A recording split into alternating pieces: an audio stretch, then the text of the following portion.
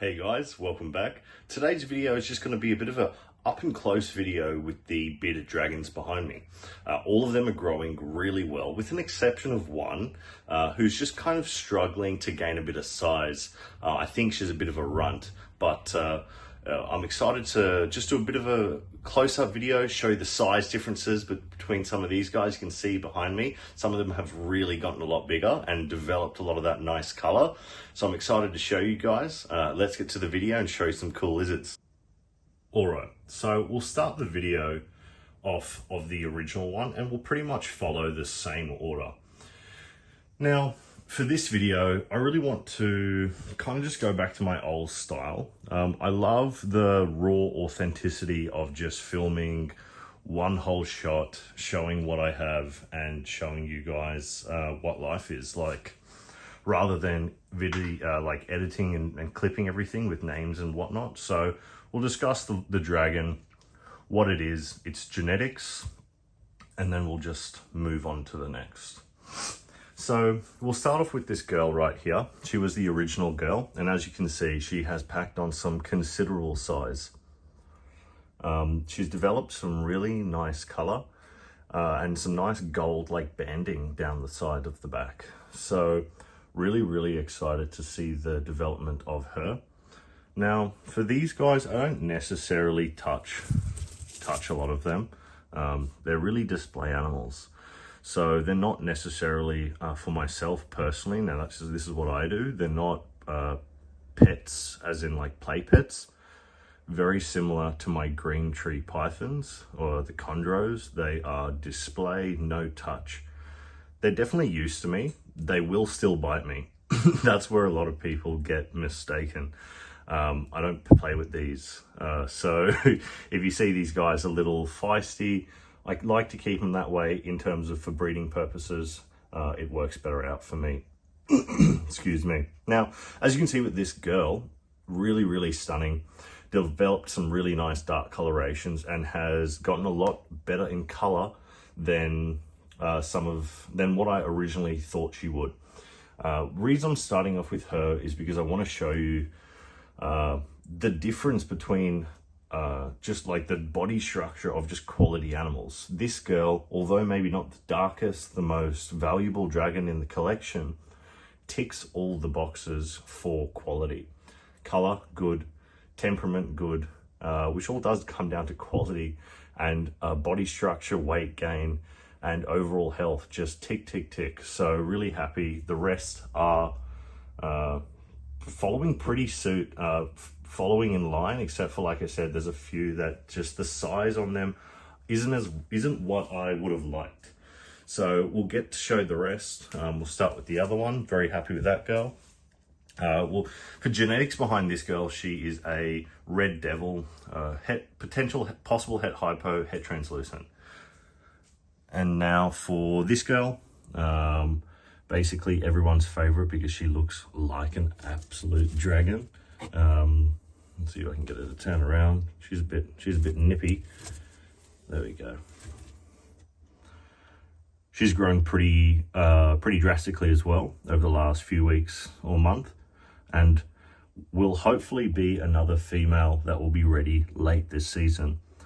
Genetics behind this girl, similar to the last, is a possible het hypo, but she is a translucent and is going to be one of the parent animals to my Diablo dragon line. Now, we'll get on to showing the male. That will probably sire the first few clutches here for me at JL Exotics or John's Exotics. Let's see, which is this male right here. Pretty feisty, loves his flare-ups, but the color on him is wild. Such a good quality male. Is gaining size pretty well, so he'll definitely be the first male I pick to go with the females.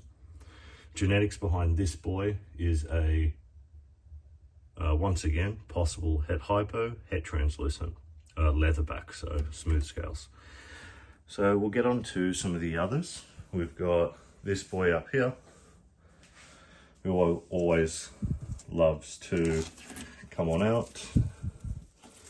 These guys love, as you can see, the second these glass doors are open, they are trying to come out. So we'll give these a close before we end up with dragons on the floor.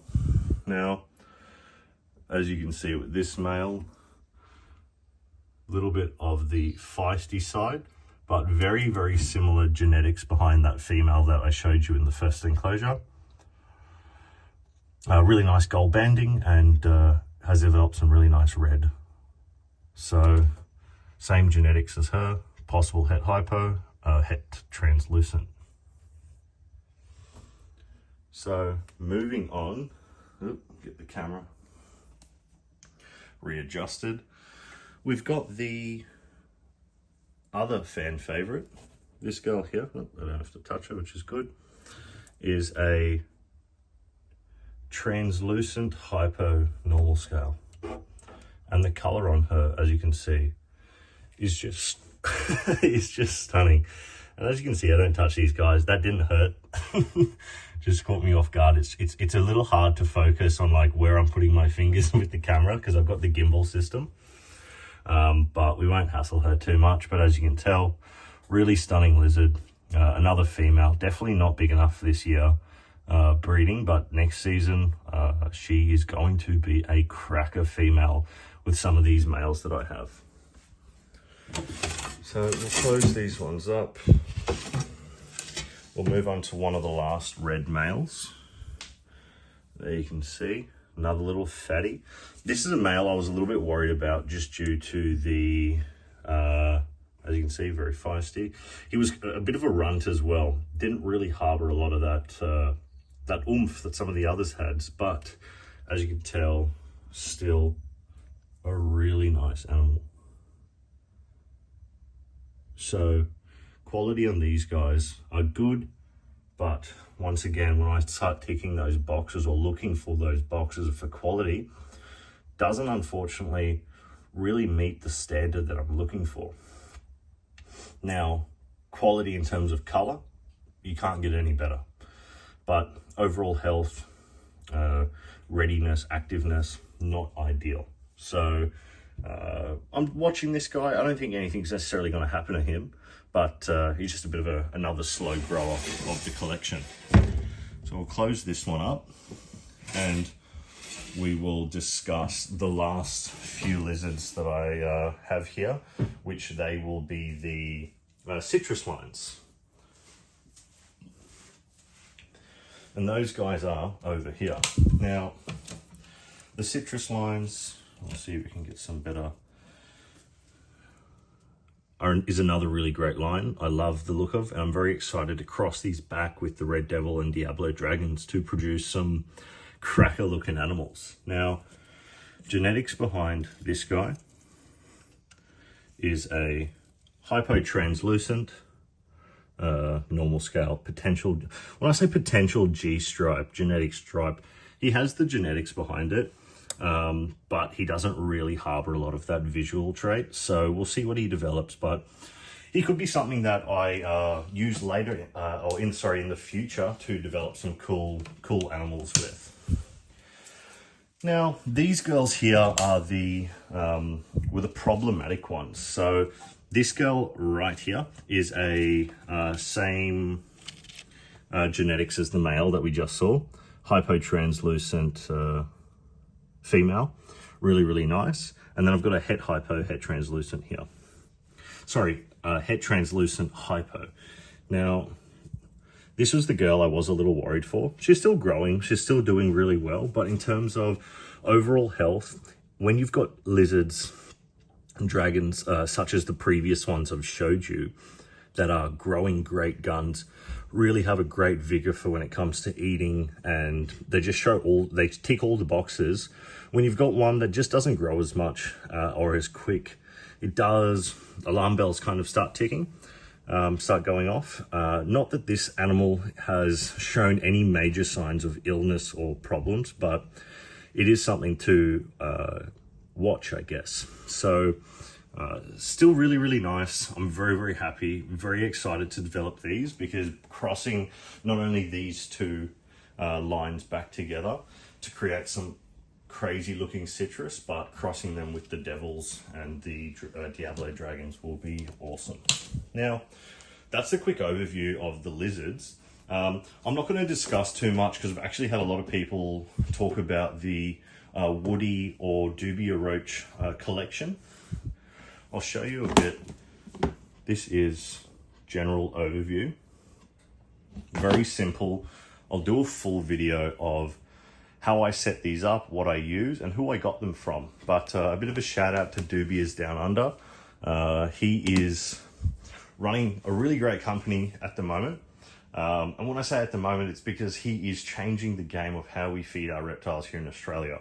So very, very excited when it comes to what we will be seeing from him and how we will be feeding our reptiles, because they make a massive difference. And as you can see, these animals, these dragons, are strictly fed on Dubia roaches. And me personally, who used to breed bearded dragons previously on strictly wood roaches, I can see a difference. Excuse me, I can see a difference with quality, not only of the roaches, but of the animals eating it. They need less, there's heaps of benefits to them. So I can discuss that in a later video. But I hope you guys enjoyed this video. Let me know if you want to see any others and what you want to see next. I will do a video on the incubator and how I set it up. So just bear with me, guys. I've got a few people that have asked to see that video. I will post that hopefully within the coming weeks or month or so. Not that anything will be breeding anytime soon. We've got a fair few months off that, but always very, very exciting to show you guys what I do, how I do it, and the support that I've got from you guys have been nothing but great. So thank you once again, and we'll see you in the next video.